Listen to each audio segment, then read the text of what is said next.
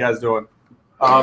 So, like he said, first off, I am from Croatia. I came to the United States in '95 as a foreign exchange student. So, if I say goofy stuff, I am foreign. This is my second language. Just be ready. You can laugh. You can do whatever. That's what my wife does. Second, I'm very passionate about, well, what I do, about my life and a lot of things. So if I get verklempt, don't worry about it. Just give me a second. I am, first off, and I'll start this way. Does anybody know where Croatia is? Yeah? All right, good. Most people are like, I have no idea. My father-in-law had no clue. He thought he was in Africa. I came right after the war. So Croatia was in the civil war from '91 to '95. Serbia attacked us, all this stuff, and I actually fought in the war for a few months. And you know, when you think about life, you think about everybody thinks or feels that they might have a second chance. For me, I'm living my dream, and honestly, it's a dream, because where I came from, you know, I was a kid in Croatia. I lived in the capital city. Every summer I was spending my grandma's farm, you know, with cows and horses and all that. And I'll tell you a story. When I was 7, my mom's best friends moved away to Australia, and they came back every year, and they had 2 girls, Julie and Susie, who were 2 and 4 years older than me. So we would spend summers together at our grandma's houses, and I met them with my wife about, this must have been 20-some years later, and my wife and I were there. And of course, my wife is American. She's a good West Virginia girl. She's got all her teeth. And the girls were obviously older, and they looked at Melissa and said, do you know that when we were 6 and 7 and 8, that he told us to speak to him in English because one day he was going to be in America?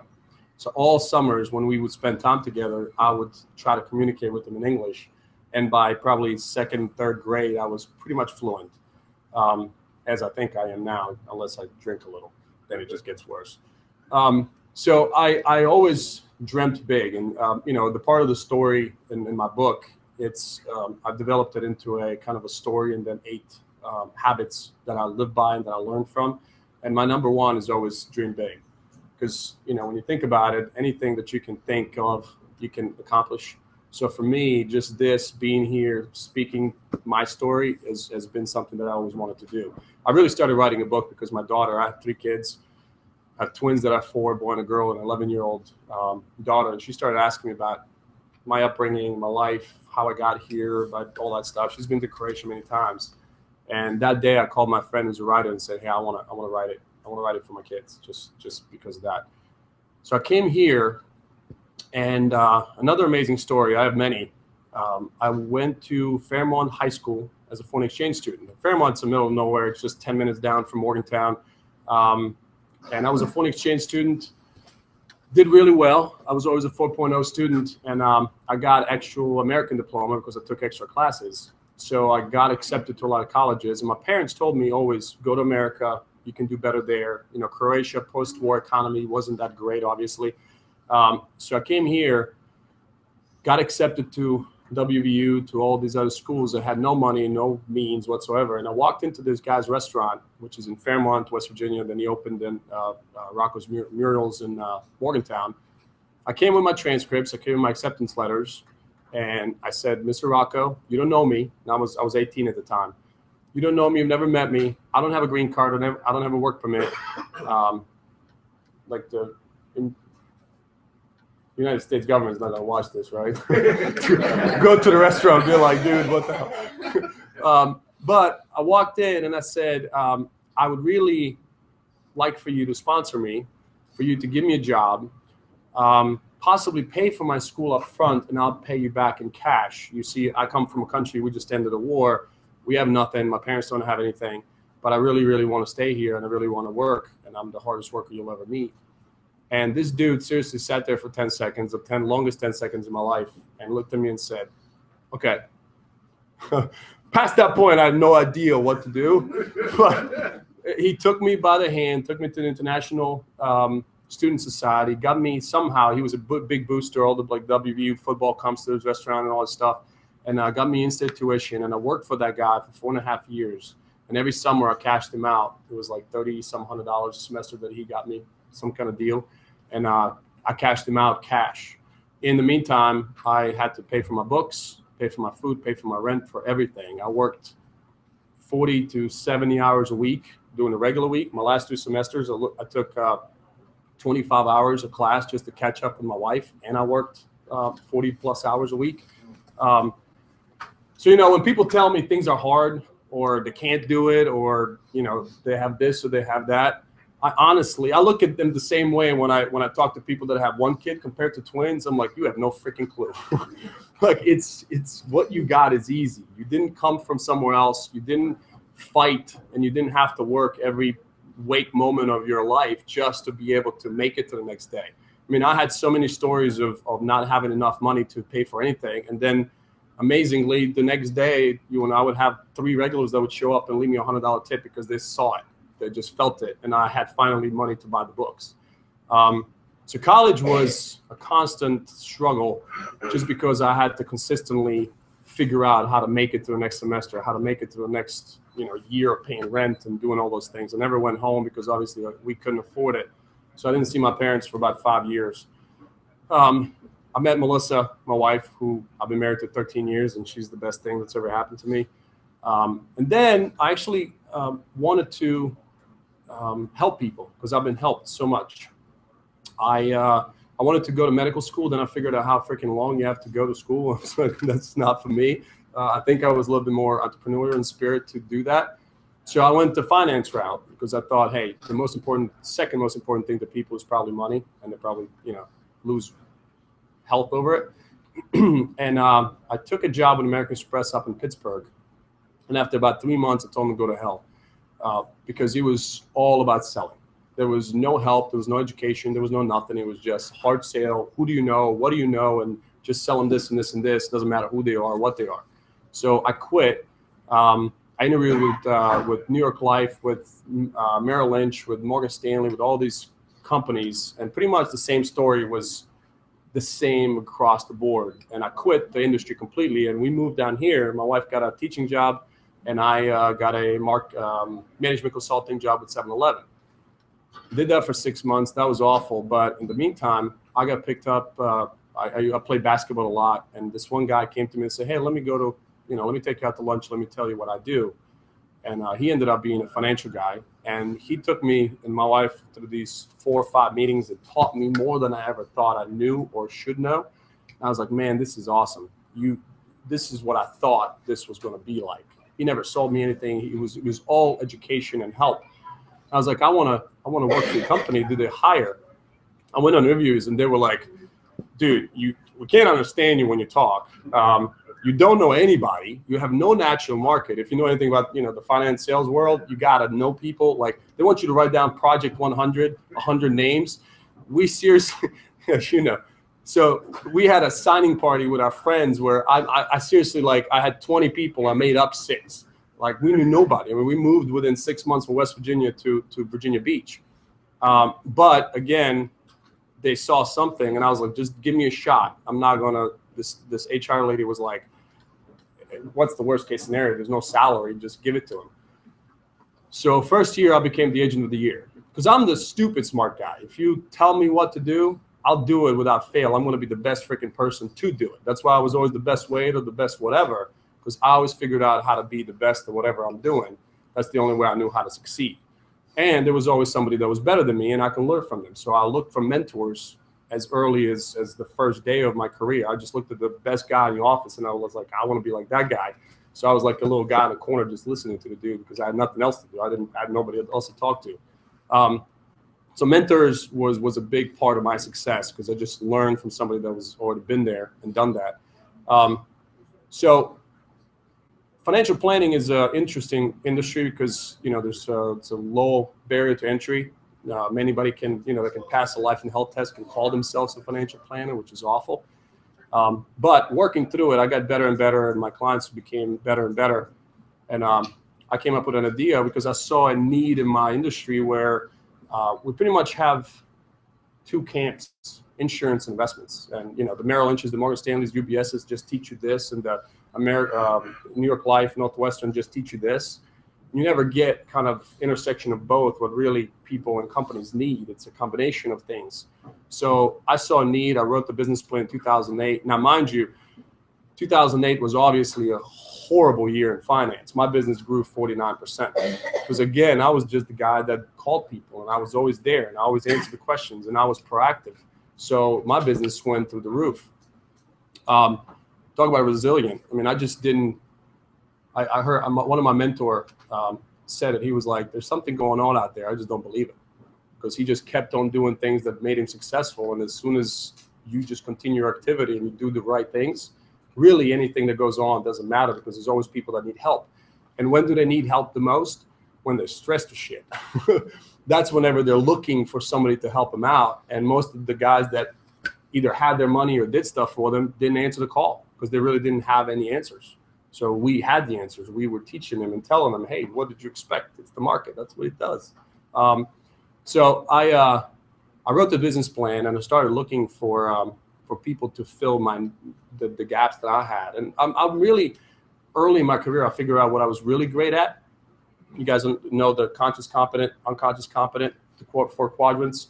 So my conscious competent was just being with my people, communicating. The amazing part is that I am foreign, but when it came to financial stuff, I was able to communicate it better than anybody else. I mean, I have clients that are PhDs in aerodynamics and NASA and, double board-certified surgeons. Board-certified, did I just say that? Board-certified surgeons. And when they talk to me, they just say that I'm able to help them and teach them more than anybody else has before. So I don't know why, but I just felt like I was meant to do this somehow.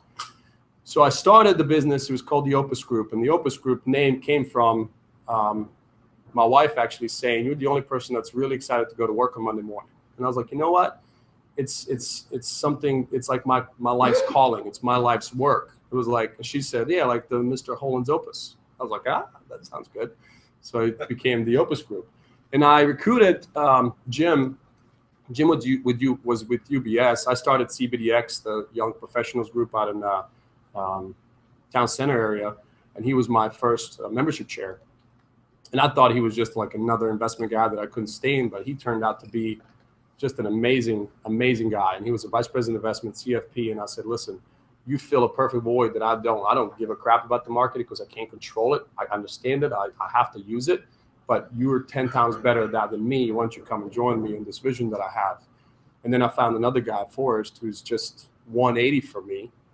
But he works perfect because he's just, dot the I's, cross the T's, in the box kind of guy, but he deals mostly with businesses. So we formed the Opus Group of Virginia, which in my mind was something that the market needed, because we were able to really cover all aspects of somebody's financial life.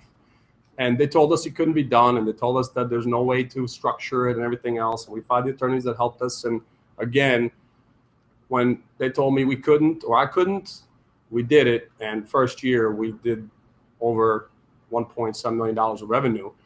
And that's when I immediately reached out to Entrepreneurs Organization, which I was lucky enough to find out about 10 years ago. And we became members, but that's, we have another speaker from EO as well. And it's just something that has excited me to be able to build something that's bigger than me. I never wanted to call it by my name, just because then it's all about me. I wanted to have a business that I could grow, that I can have other people that I can teach the right way of doing things. It's all about the relationship advocacy, really being on the right side of the table with the clients. And it wasn't easy, just because when you have 3 personalities working together, I don't know how many of you have partners.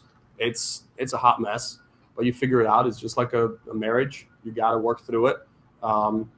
But it's consistently every year we get together and we constantly ask the question of, are we better together than apart? And it's still, yes, absolutely. And that just drives us forward. Then the more efficient I got, I found out also that I am really good at certain things. I obviously suck at other things. I have 3 people that work just for me that are my assistants, which allows me to have a lot of time to do other things. And I found out that I'm even more of an entrepreneur than I thought. Eric is a member of the gym that I was lucky enough to buy. We did CrossFit together for years, and the owners came to me and said, hey, you're a business guy. We are not doing so well, and we want to move out of the area. Would you buy our gym? I said, absolutely. and we bought it at 69 members. Now we're at approaching 100, and that's been what, 3 months, almost 4 months, which is phenomenal.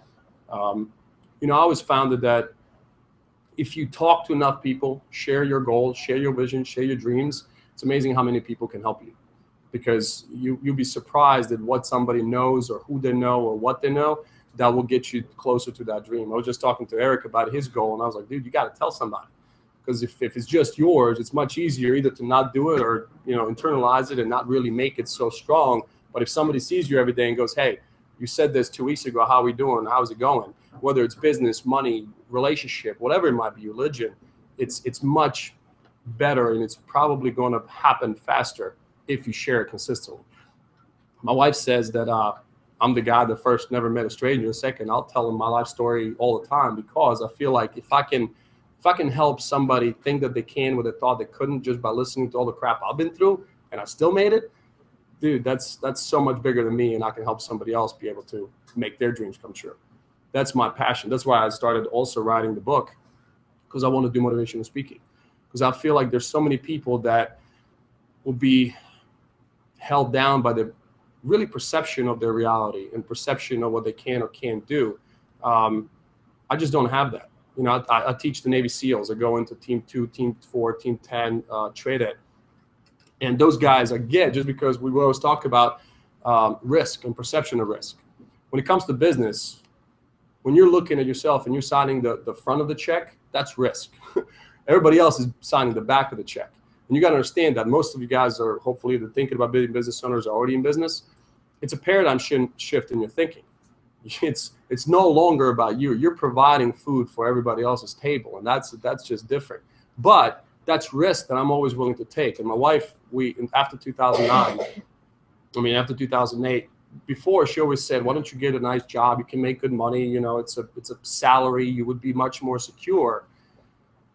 And I just never answered. And then she has 5 friends that she grew up with that all were married, and 4 guys got laid off in 2008. We were on a date 2009, and she said, I get it. I was like, what do you get? She said, you bet on the guy in the mirror. That guy's never screwed you. That guy you can count on, and that guy's going to work harder than anybody else. And I was like, you know, it took you 9 years of me being in this business to figure that out. But yeah, absolutely. The guy in the mirror is the guy that I will always rely on, because, you know, so far I'm batting 1,000 on how it's turned out. And that's what it gets to. That's the part about life that a lot of people will not understand. Risk is something that you have to take. You got to calculate, and you got to move. And that's the way I look at it. You know, I lived in running from bombs, running from snipers, not knowing, you know, what tomorrow's going to look like, not knowing what family was. So when I look at it today, there's no risk like that, and I'm okay with whatever happens, because Melissa and I have this now little saying that we say when we talk about anything and buying the gym and everything. I looked there, I was like, what's the worst case scenario? We'll be fine, no matter what. Because the worst case scenario is really not as bad as you might think. And if that's the way you look at it, then any tomorrow is going to be better. Just because if you think of what is the worst that can happen, and we always joke, well, we can go back to West Virginia, live in the basement, I can find a job, you know, selling tractors or some crap, and we'll still enjoy life. It's better than where I've been. I don't have to worry about my family, my kids, my house, my wife, my nothing. So how bad is anything else? And that's my definition of risk. It's just a little bit different than most people's, because I just don't see it that way. So anything that I think about, I just look at it and go, hey, why not? You know, Russell Wilson, when he won the Super Bowl, everybody's like, why you? And since he was little, he just said, why not me? It's one of our guys in our gym teaches this mental chalk class, and he always talks about it's all between your, 6 inches between your ears. Success and failure. I failed, I think, but yeah, you keep getting up, you figure it out. One of the big things that's gotten me through a lot of stuff that I've been through is I understand the difference between the word why and how. You guys know what the difference is? When you think about any situations or talking to somebody, if they ask you why, what are you doing immediately? Defending? It's a negative response. You immediately have to defend. And if I ask you how, what is your brain immediately doing? It's a solving problem thing. I have that in my office. And I highly encourage people that work for me, and I do it on a regular basis, 1 hour a week, just to sit down, shut all the world off, and just anything that you're dealing with, write it down, and then think about how to deal with it. Because it's amazing what your brain will actually come up with when you turn off all the crap and all the noise and all the stuff around you. Just think about what you're capable of. It's crazy. But those are the things, when things really got tough, I shut myself in the room. I put that big printed how on my wall, and I wrote down all my problems. And if something is made into action steps, it's not a problem anymore. Now it's a solution process. And as long as I hit these things, it's going to be solved. I don't have to worry about it anymore. Because the only thing I need to worry about is the stuff that I can control. Everything else, I can't do anything about it. I can't, worry that some tractor guy's going to run into here or whatever. That's a bad example. But maybe if I'm on the first floor, it wouldn't matter. It's my control. So I take my life in a way that I look at it and go, how much risk am I willing to take, and what does risk really mean? What can I control? How do I fix whatever I'm dealing with? And then how do I make my tomorrows better? You want to talk about adversity and pushing on. So last year was my best year of my career. Last year, in full disclosure, was shitty personal life. My father passed away, which was unexpected, and that took a lot of time. My grandma passed away about a couple of weeks later. In the middle of that, we were closing on the gym. It was end of the year, which is usually 50% of my year, which I was gone a month and a half out of the last quarter. And I still hit all my numbers. Just because I looked at it and I said, hey, listen, I broke down and cried, and I did the whole why me? And then I said, listen, it's how am I going to fix this? How am I going to go through it? How am I going to deal with it? And my dad thing really, really hurt. We were extremely close. But I always remembered, so last summer we went home for about 3 weeks, and my dad was at the beach with us and everything. And my mom always says that I'm stressed or I work too much or whatever. So my dad and I were having ice cream. And he said, you look a little tired. I'm like, yeah, I'm working a lot. I'm in all this. And he looked at me and said, this is where I get verklempt, by the way. And he said, you're living a dream, dude. You never thought you were going to be where you are, and you are. And it was like your life was a blank canvas, and you drew this shit yourself. Nobody else. You did. And he said, tomorrow you can wake up, and your life, it can be again a blank canvas. You can do whatever you want with it. Just it's your decision. It's your goals. It's your wishes. Just start over. It's new day, new beginning. We can't do anything about today. Tomorrow we can do anything about it. Anything that I do today, I always think about it. How is that going to better my tomorrow? Because that's the only thing, again, I can control. So when I think about my business, when I think about my relationship, when I think about my friendships, it's all about how can I make that tomorrow better? Because I believe my dad. My life is a blank canvas. Anything forward, it's what I want it to be. And if I think about it that way, there's really nothing that can stop me. So I just look at it from any aspect of my life. It's all in my hands. Sorry, how long was that? I told you I get verklempt a little bit when I talk. What questions do you guys have? What is the name of your company again, and what is exactly that you do? Oh, so I have a few, and I was just telling Eric, I just started another one that launched last week. And so I started the Opus Group with 2 partners in 2010, the Opus Group of Virginia. We're a wealth management, financial planning consulting firm. It's awesome. It's just teaching people what the heck to do, because most people have no clue. You'd be surprised how many doctors and CEOs and whatever I have that come to me and go, there's no class for that. I mean, there's just nothing. You got to try to figure it out. And Google is just not a good place for that because it's your life rather than, somebody's opinion, and they don't care about the outcome. CrossFit Chesapeake is the business that Melissa and I bought, and that's awesome. And that's just, I believe in finding your passion and really doing what your passion drives you to. So the Opus Group, it is total passion. I love talking to my clients, and I love hugs. They hug me a lot. CrossFit Chesapeake was a passion. I got up to 270 pounds, 42 waist. I was quite big, and then I found CrossFit 3 years ago. Now I was before I went on vacation. I was 207, 34 waist, and healthy, and all my vitals are great because my dad had diabetes and heart, all kinds of stuff. So my drive, and that's the one thing you'll figure out. Everybody's got a why. My drive is that I don't want to be that to my children. I don't want to worry about my dad like I did, and I don't want my kids to worry about that. I just started another company that's events and lifestyle health fitness. It's called Are You Fit? It's a website, and we're doing the first event in Virginia Beach. And then I'm working on another business that's online financial stuff with 2 other partners that are attorneys. The problem in my business, it's not a business really, it's a practice. If I'm not there, I mean, some stuff happens because we have juniors and all that stuff, but people want me. So I had to figure out how to build a business. And there's just a big difference in that. In a business, you're not there, you're still making money. In practice, you're not there, you got bills. Still got to pay bills. So now I'm building the other side, which is the product and business. And that's mostly for, the rest of the life. Yes?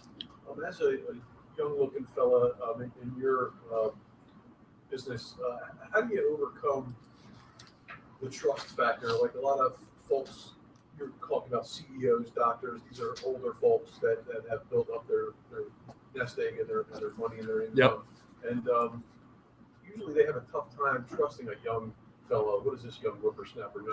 That's a perception. How do you overcome that challenge and say, let me be the guy to direct you on where to put your money when they might be 20, 30 years older than you, and go ahead. So first is perception. I talk about that a lot. I do get asked to speak at financial conferences, just because it used to be my perception that I was too young to deal with older people. Everybody talks about you got a 5-year window, either older or younger, that you end up working with. So there's multiple things. I educated myself. Again, school was always easy, so I have a crap load of stuff behind my name. Second, it's passion that I speak with. Most of the time I care probably about their well-being, but more than they do, or more than they understand the need to. And third, I know that in any room that I walk into, I know more than 100% of the people there, and I can quickly express that and show that, because I have, our best example is Yale graduate robotics surgeon, lunch thing that we talked about, and the first thing he says, "What the hell are you going to do for me that I can't do for myself?" And about 3 questions, he was like, "All right, good point." He just didn't know what he didn't know, and I knew exactly what he didn't know. So it's one of those things where I can sit down with a CEO and have probably 3 or 4 questions that can shake him enough to call me in the morning and go, "You need to come back today." Gotcha. That's just product knowledge and confidence. Well, it's experience of what people don't do things because of product. They do things because of fear and pain. If I know how to push the pain, they're going to scream and they're going to move because nobody likes the pain. So I can talk to you for 5 minutes and not know exactly what your pain is. You probably didn't think about it as that, but I can push enough that, yeah, absolutely, you'll feel it. And once you feel it, immediately you want to get rid of it. So I just figured that out pretty early. I read a boatload. My understanding is that the more I can figure out a life through somebody else's eyes and through somebody else's experiences, it's just the less stuff that I have to experience myself. So when it comes to business, one of my mentors early enough told me, read psychology, don't read sales books. Because psychology will tell you how to deal with people and how to sell. Everything else is just mimics and stuff. So if you understand a person, body language, the inflection of voice, movements, all that, it's really easy to have a good conversation that will get you a lot further. Absolutely. I still get that, by the way. I'm 37. People don't think I'm 37, which is